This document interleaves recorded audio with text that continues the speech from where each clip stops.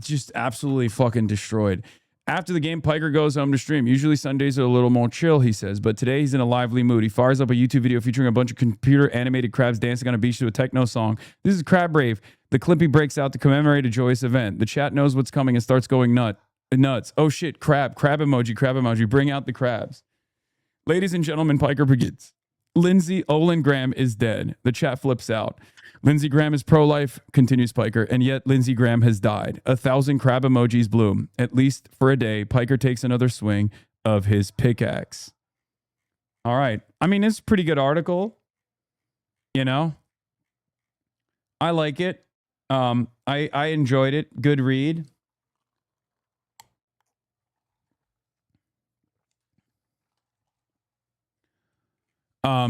Stuff like this, whenever I allow people into my life, worry me. And the reason why is because everyone is unbelievably fucking parasocial, and anything that I don't reveal about my life or my family or whatever, you guys have deep excitement and deep interest in. It's very parasocial. And the same thing goes for my haters. So for me, it's like, I am not, the biggest fan. I don't like doing it that much, because you never know which way things will go. But, it's good overall.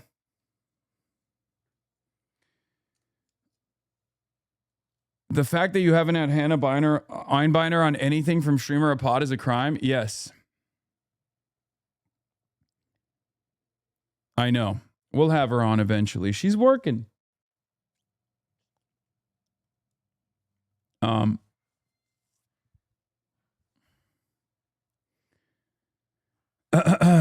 But yeah, that was a good article. We're going to get to the Sunday shows now. I liked it.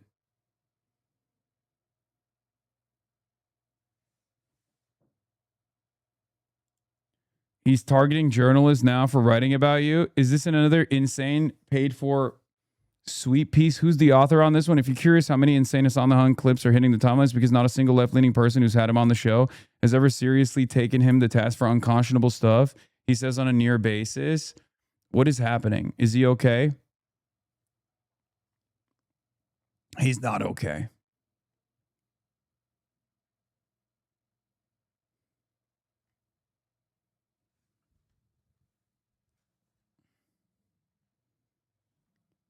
Time to sue. Okay. He's just CNN attacked you here. Yeah, I saw this fucking insane panel. It was so nutty. CNN had an insane panel. Van actually defended my honor on the panel, but that didn't make it into the clip for some strange reason. But apparently this CNN panelist was suggesting that El Sayed campaigning with me is potentially worse and more depraved than the president having dinner with Nick Fuentes. Okay. We'll start here. I'd say that I don't know if we have the full. I don't know if we have the full clip somewhere, but the populist MAGA message has resonated with plenty of people, and for much the same reason, I think some of the DSA style, communist style, not communist, that's unfair, but DSA style rhetoric has resonated with plenty of people as well. But I do think, just going back for briefly, not all the way in, I'm sorry, Abby, but briefly, I mean, Van, you weren't so much defending the candidate. You were doing this thing that we've become accustomed to calling whataboutism. I thought the president had these bad affiliations.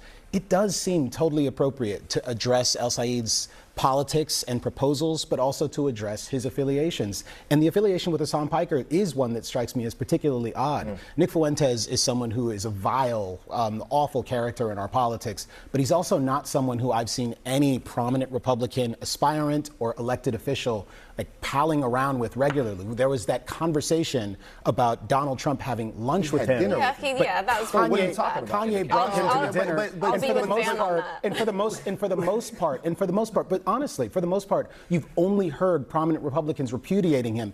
I do think the permission structure on the left gives me some concern. What I want to put on the table is that we are engaging in this pretty foul calculus of trying to figure out who is actually worse, because our politics and like it's unbelievable what liberalism does to the mind, because Nick Fuentes is like anti-miscegenation. Nick Fuentes is quite literally compared a white person hooking up with a black person to a white person hooking up with an animal. Like, he said that it's akin, miscegenation is akin to bestiality.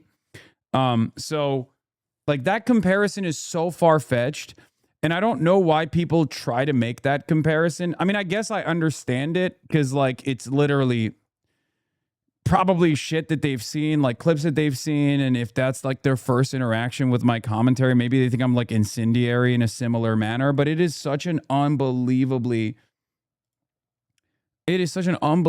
bad faith statement to make. I'm delighted to see a moral center has where the president is and who the president. Why is the clip not working?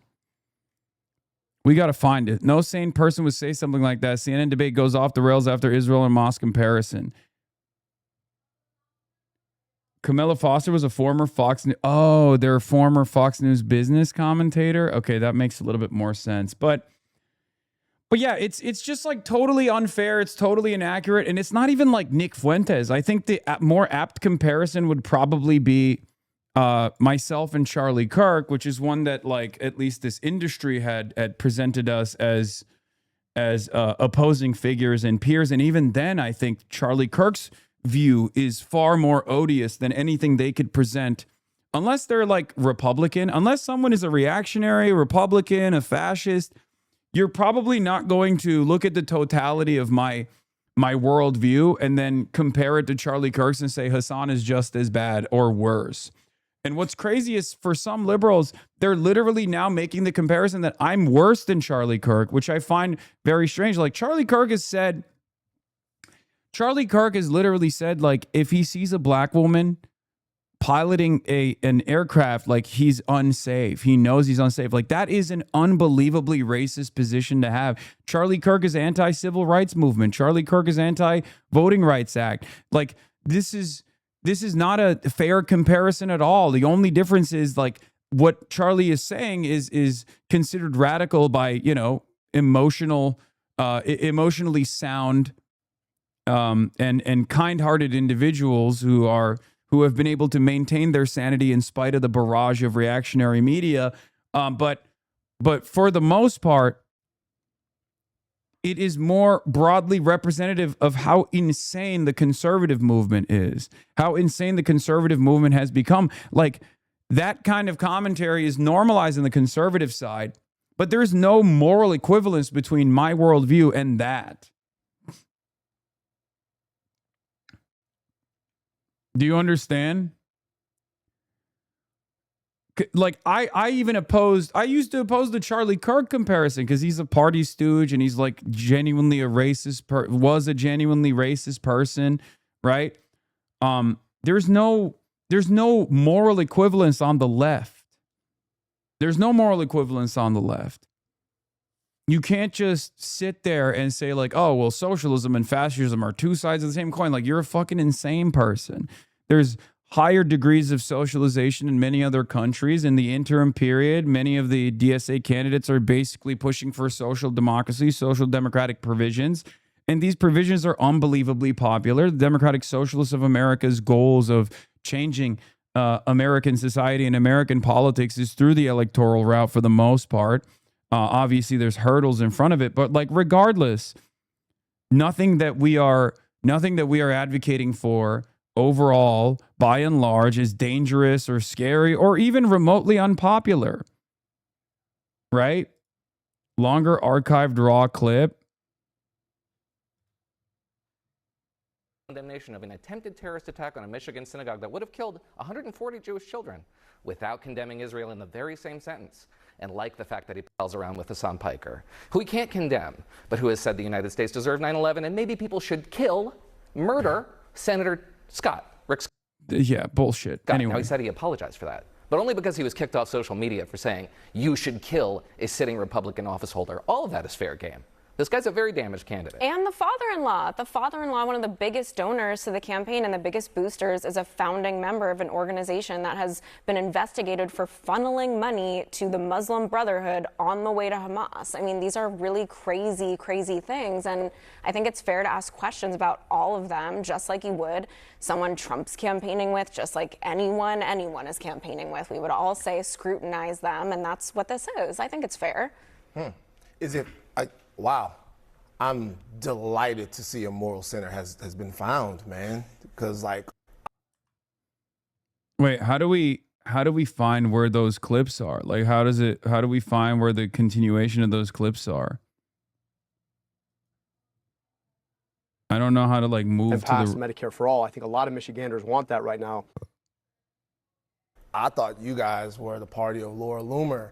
I thought it was Steve. Not Bannon. me. I would say the same thing about those people. What I would say, though, to me is that, when I look around not at who the president has surrounded himself with, who the president is and who the president has empowered, and some of the things that these people have said and done, I think it's best if we kind of get the pearl clutching out of the way. Did I say Van Jones defended me earlier? I'm sorry, it was Van Lathan. Van Jones would never defend me. Van Jones despises me. And concentrate on the policy because pearl clutching think Hamas and Israel on their same moral footing. That's pearl clutching. Well, no I mean, sane. I think you're wrong, but not for the ways that you think you're delivering a point here. No, you said Van. People added Jones. Oh, okay. I don't think I said Van would say Jones. something like that and not. Well, take it back. then I'm very insane because this is what I'll say. I'll say that a lot of people are looking at Israel and its actions since October 7th and don't see a moral footing for them to stand on and criticize anyone. A lot of people are looking at dead That's children. Hassan Piker's view, that there's no moral distinction between Israel and Hamas. Well, No, there is one. There is one. One is worse. The country that is committing a genocide, that has occupied Palestinian territories for 80 plus years, the country that began at its inception with an act of ethnic cleansing, is worse. Hamas is the last iteration of Palestinian resistance. Okay?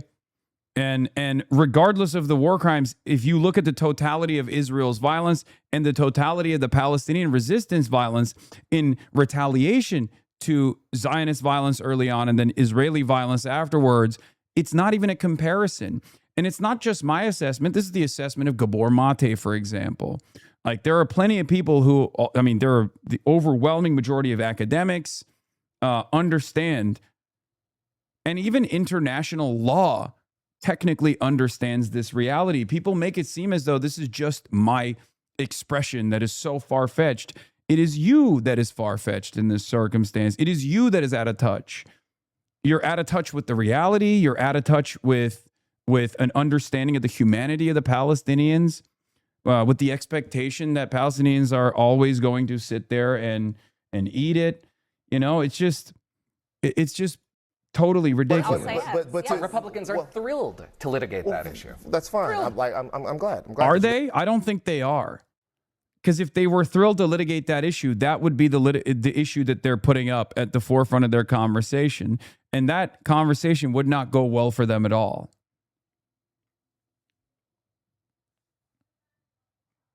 You guys are thrilled. I'm glad that you find joy. We should all have joy in life. But what I'm saying is there are a lot of...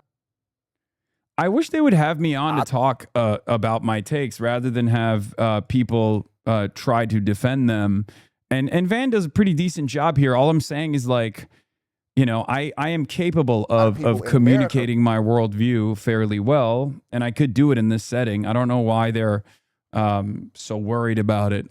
Do they think that I'm just going to start slurring or whatever? I don't know. Right now, that over the last couple of years have looked at pictures of emaciated children. They know that children have been dismembered, incinerated, bombed, journalists being killed, and they're not just, they don't agree with you. And so you're going to have to make a case to those people, not how bad they are for not being able to see a moral And distinction. you'll have to make a case to No, the Jewish voters who care about the same things happening to kids in Israel. I hate to break up. Same thing's happening to kids in Israel. Kids in Israel are starving due to famine, born out of the Hamas blockade or the Palestinian occupation of Israel. What kind of fucking idiotic comparison is this? It doesn't. There is no similarity to the totality of violence in the hands of one party against the other party. It's just not.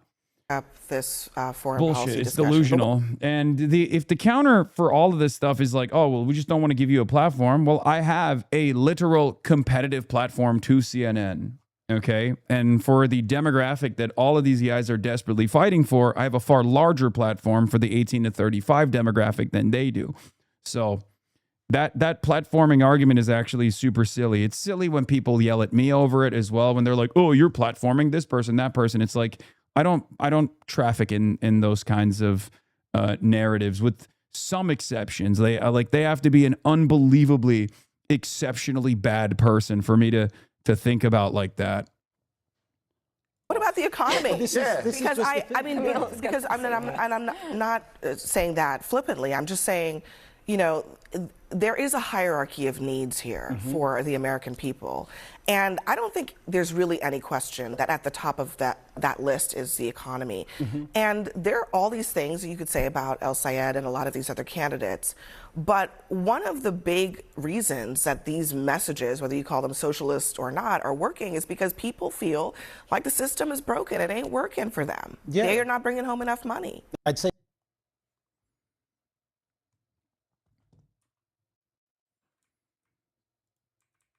Hold on.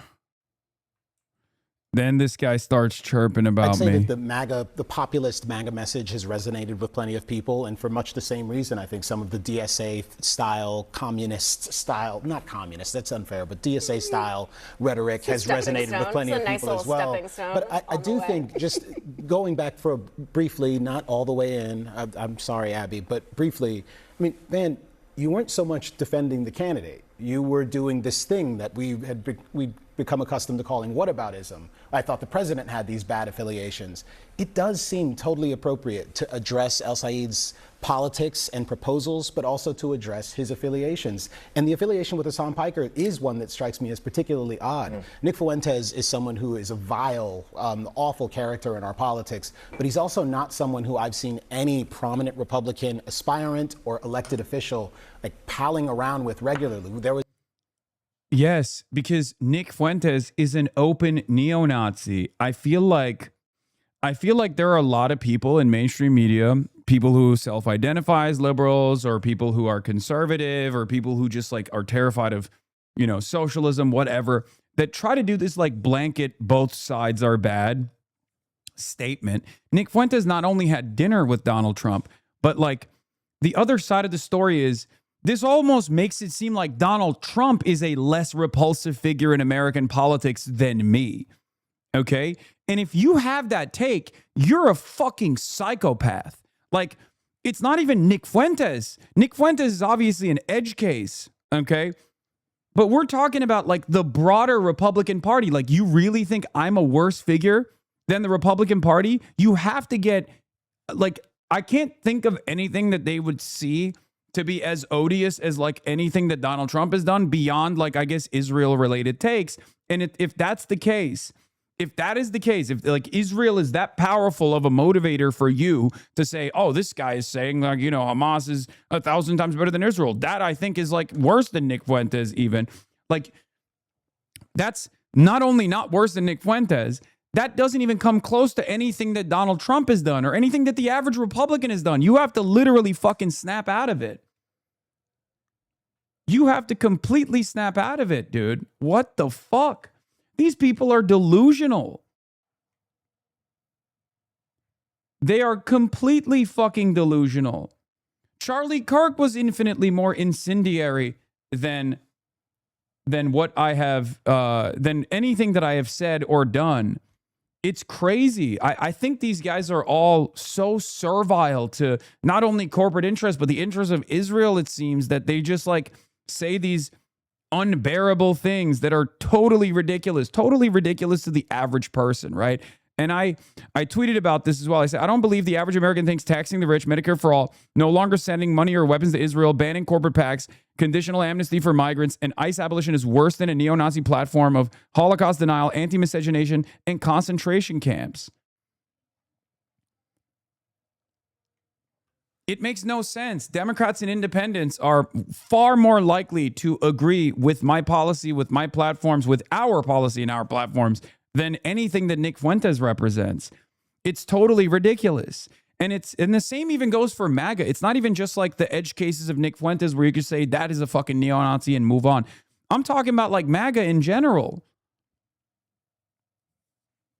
There are so many liberals that are trying to motivate the base, even though they have none, into believing in this false notion that there is any kind of equivocation between socialists, democratic socialists, and neo-Nazis, or even democratic socialists and MAGA. There is none. And some of these quote-unquote liberals actually openly state their purpose is with MAGA. If there was push come to shove, if there was a situation where someone was voting for me, instead of voting for like Marco Rubio, they would vote for Marco Rubio. That means you are not a part of the coalition. You're not.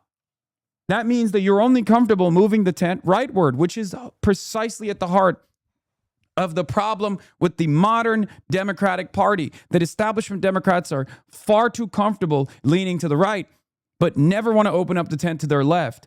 We are the base. We are closer to the broad majority's point of view. Our policies are objectively popular and good. Theirs are odious. Theirs are disgusting. They're repulsive. That's it.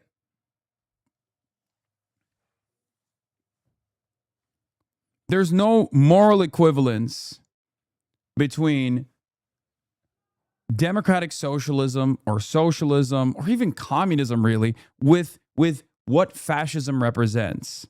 Okay?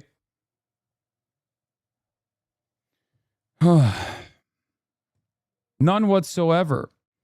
And the modern Republican Party is a fascist party. Is that conversation about Donald Trump having lunch with him? That was Kanye brought him to the dinner. I'd say that the populist MAGA message, communist, to address El Said's politics and proposals, but also to address his affiliations. And the affiliation with Hasan Piker is one that strikes me as particularly. But for the most part, but honestly, for the most part, you've only heard prominent Republicans repudiating him.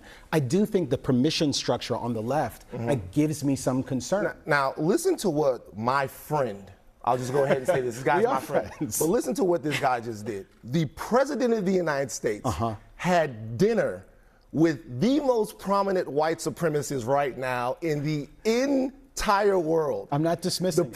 You did dismiss it. No, I brought it up. Wait a second. No. Yeah. You did dismiss it. What you did was you attempted very artfully to skirt over it in order to talk about Hasan Piker with a prospective Senate candidate when the president in some way found himself at a dinner table with an avowed white supremacist. Can I go a little further? And actually didn't kick him out. Let me just go a little further. This is the type of dissonance that we're dealing with. What I want to put on the table.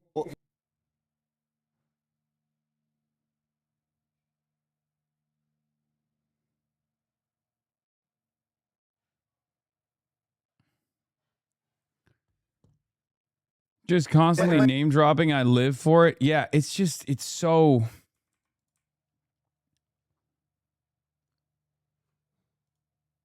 It's so disingenuous. It's so insincere. We are engaging in this pretty foul calculus of trying to figure out who is actually worse because our politics and the culture surrounding it are so depraved. But there is a real question about whether or not that depravity is being tolerated in ways that should concern us. Thank you for 20 giftings. I asked Bernie Sanders about this week, and he basically said that the whole anti-Hasan Piker thing is cancel culture. And that Democrats need to have a big tent, that It's not about him endorsing everything that Hassan Piker believes. That's incredible. I'm just to put that out there. Yeah. I mean, that's the view. Abdul El Sayed was asked about it on Wednesday. Let me just play briefly what he said. I'm less focused on folks who are campaigning with me, more focused on the folks I'm campaigning to. And I think it's important to stay in touch with the folks who you want to elect you. I just... A little unclear who he's talking about staying in touch.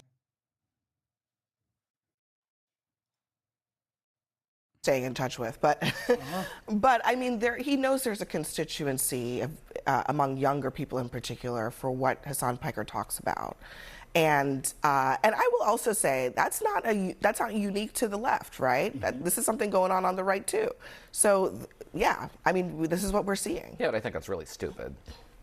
Look, here's the reality, okay? There is an established permission structure in mainstream news. I've talked about it for years, and it's really interesting that we are finally in a situation where I can point to it.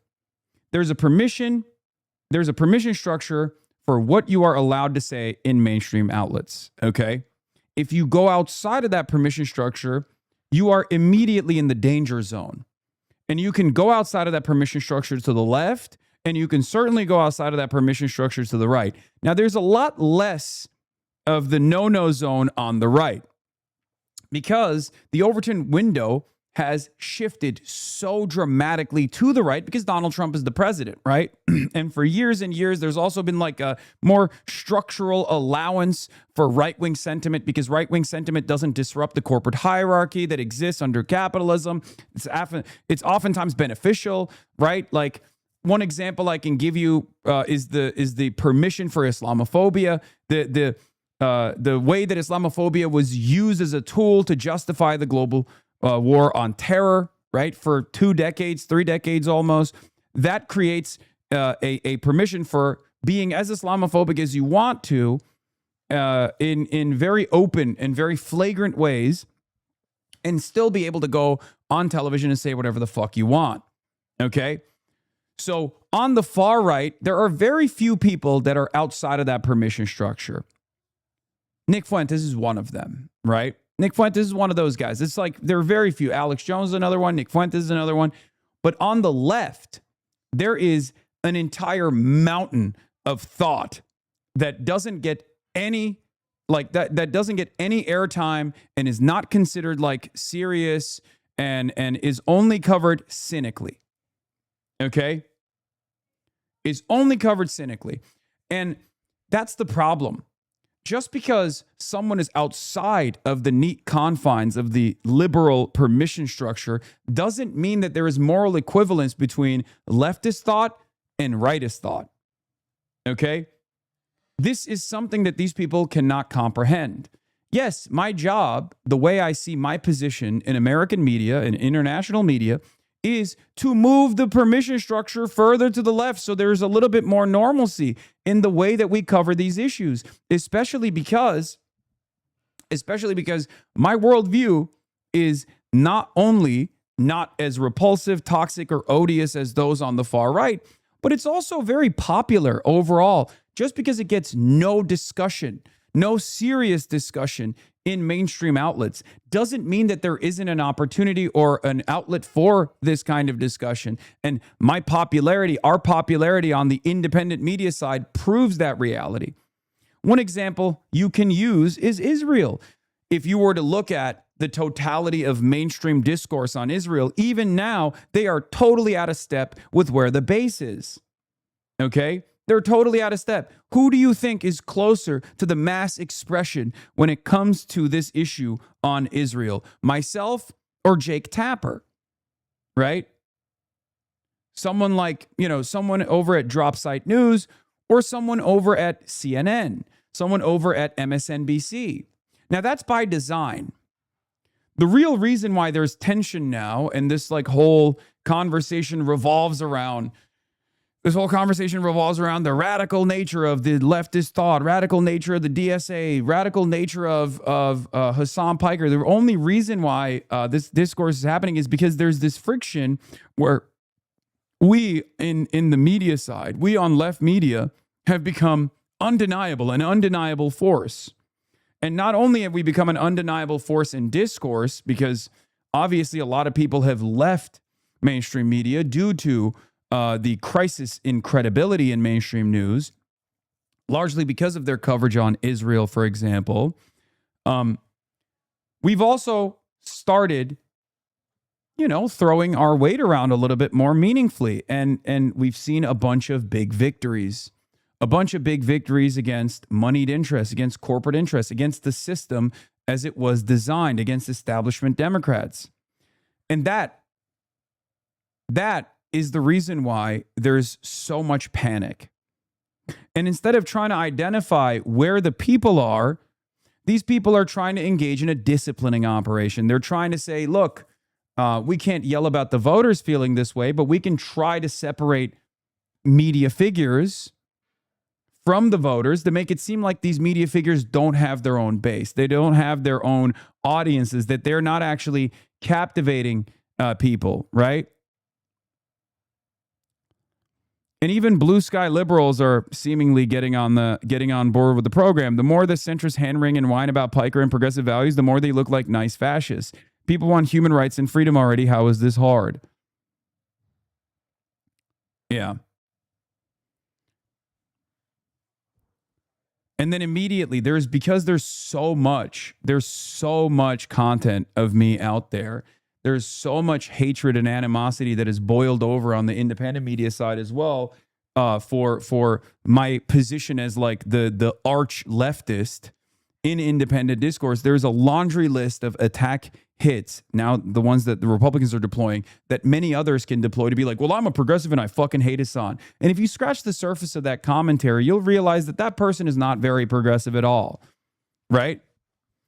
Either they completely misunderstand my position on China, for example, or completely misrepresent my position on Russia and Ukraine, where they'll say I'm pro-Russia when I'm not, or they're just not progressive at all, and they're just straight up lying to other people to make themselves seem like they're actually progressive, make themselves seem like they're actually leftist.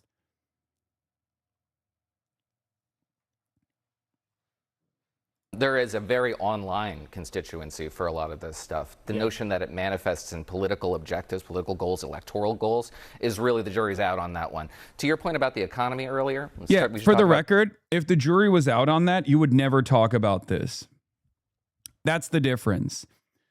If the jury was out on that, you would never bring me up. Why would you ever bring me up? This would only benefit me, right? Like from your perspective, if I was like an irrelevant guy who's just yelling to a tiny minuscule audience that has that doesn't represent a real political force, then you would never have to talk about it. This is the problem. There is no faction that is more in a bubble right now than the Abdul al-Sayed needs to distance himself from Hasan Piker crowd. Piker has probably been more effective in this election season than any other singular person, and candidates attacking him have fallen on their face every time. Candidates that he has campaigned with this cycle: Chris Rabb, Adam Hamawi, Claire Valdez, Daria Lisa Avila Chevalier, Albert Kawas, Samantha Catan, Christian Celeste Tate, David Orkin, Ian Huntley, Iapa Saria Tupac, Melak Heroes, Abdul al-Sayed, Donovan McKinney. In every group chat of media members and DC consultants and establishment Dem electeds, it is settled science that Hasan is a toxic anti-Semite. He must be denounced. In the real world, few know who he is, but he brings a small army of enthusiastic volunteers, donators, and voters. I'm not even a Piker partisan. I don't watch his content and honestly don't even know that much about him. What I do know is that he now gets attacked a couple dozen times a week in mainstream press and appears in attack ads, yet he continues to show remarkable success in boosting candidates. These people have lost their minds, in reference to the CNN panelists suggesting al-Sayed is doing a worse job by campaigning with me than the president eating dinner with Nick Fuentes. The morning shows have their eye on the most important issue today, Hasan Piker. Yeah, like, the people of the United States of America are currently in a defensive posture, basically waging war against the fascist administration that is occupying blue cities and blue states with ICE, an unaccountable, unelected, secret police force that has murdered Americans, that has kidnapped our neighbors. And mainstream media over here is consistently fucking talking about Hasan Piker. They are dropping the ball again. I am explaining this one more time to you, okay? Just as they dropped the ball on Israel, just as they've dropped the ball on Trump's madness, Trump's violence, Trump's corruption, they're dropping the ball one more time. For the average person, eventually they're going to get sick and tired of this obsessive Hasan Piker this, Hasan Piker that critique. They're going to demand more from mainstream outlets. They're going to want to hear about how the economy is in fucking tatters, how the Iran war is a spectacular quagmire that is destroying the energy markets around the globe.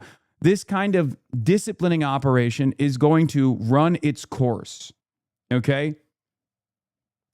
I said this a couple months ago when they tried to do this as Trump was deciding to go to war with Iran. Anytime the Trump administration is fucking up in spectacular fashion, the media almost in unison collectively decides to get their notes from Fox News. And Fox News should not be the domineering news editor for the rest of liberal media. And yet, liberal media, these outlets that are supposed to be impartial, unbiased, supposed to be covering the news adequately, get their fucking notes from Fox News. This is a huge problem. Fox News knows that CNN is going to lead with whatever the fuck Fox News is deciding is going to be the main story of the day. That is the problem.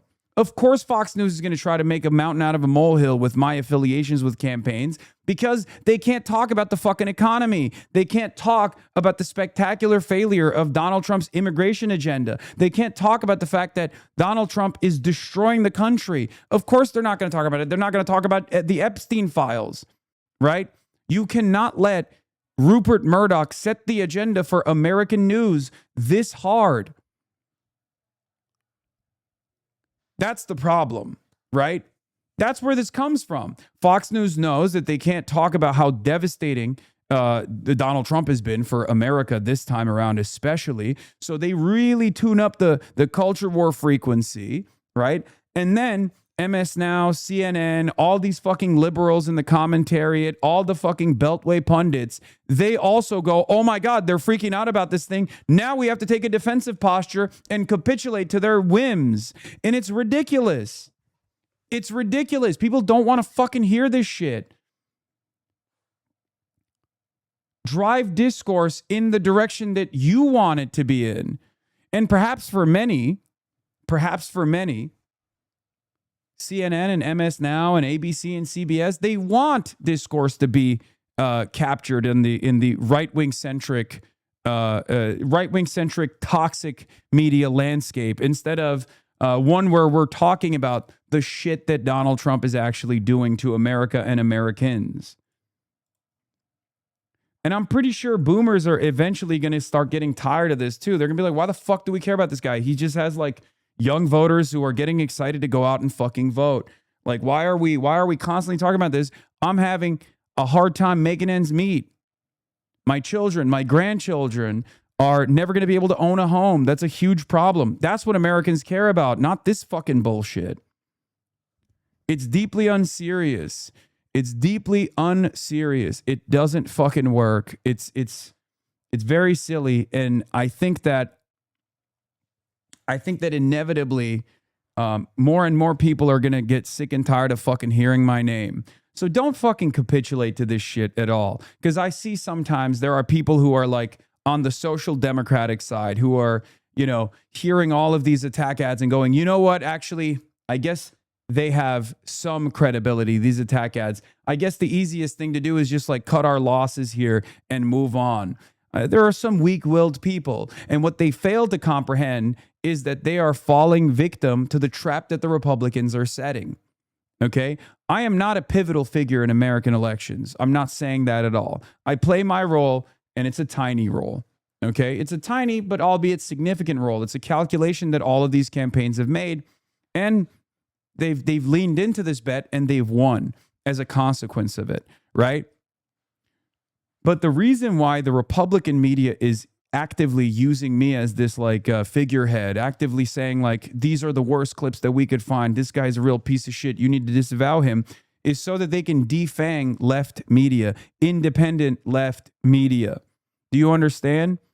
That's their goal. So if you're even a little bit smart about this, even if you don't like me, even if you don't agree with me, if you're a liberal, understand that the right-wing opposition to this stuff, the right-wing opposition to the place I hold in the left flank as an independent media figure, that is a real threat to corporate interests in this country, okay?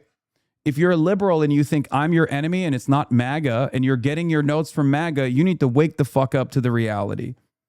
Okay?